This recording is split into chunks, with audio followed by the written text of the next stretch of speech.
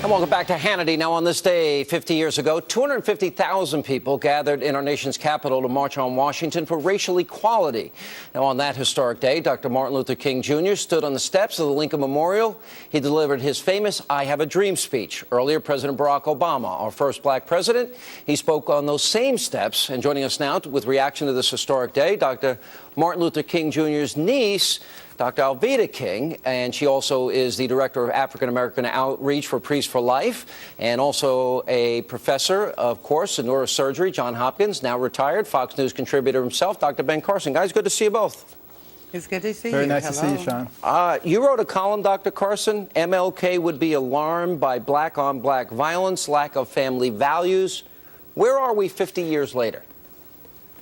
Well, you know, I think that he would be very pleased with some of the positions that blacks have achieved.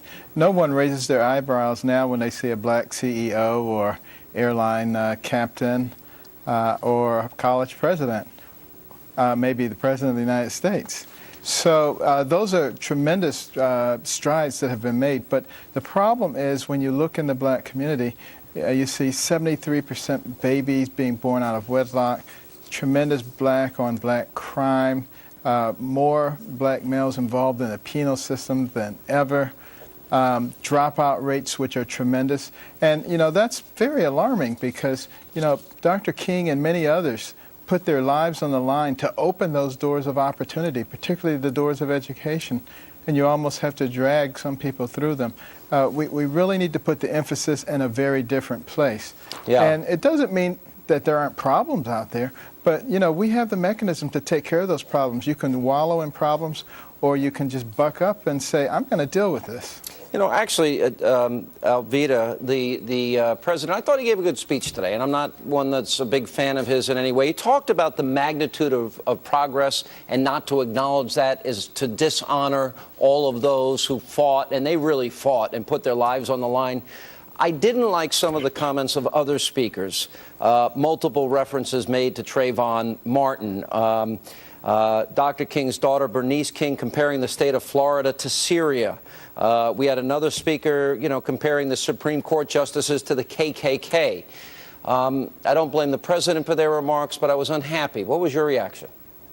Well, hello, Sean and Dr. Hi. Carson. I was listening to Dr. Hi. Carson and you as well. So I listened to most of the speakers, almost all of them, including the president, my cousins.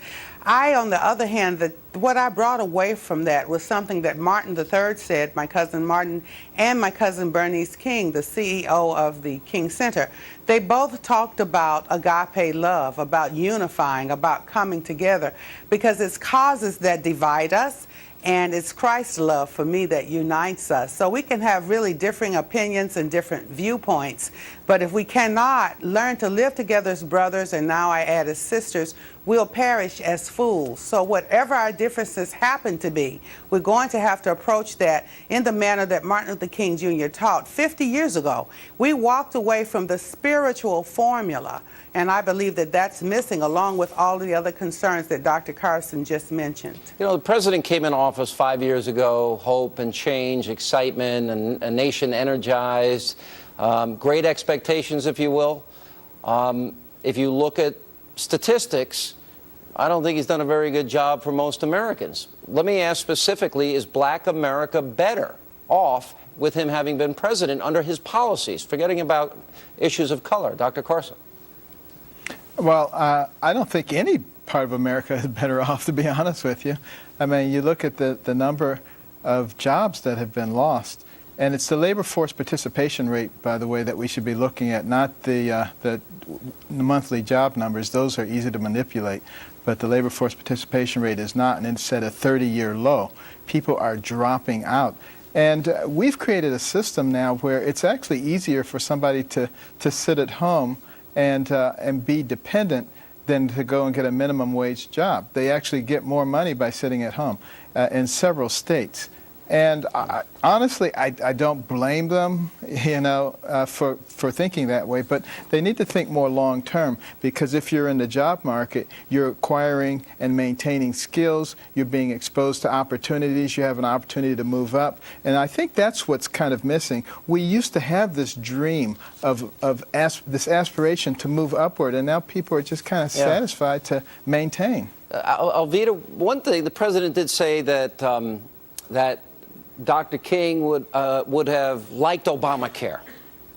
Would you knew him? I mean, where was he politically?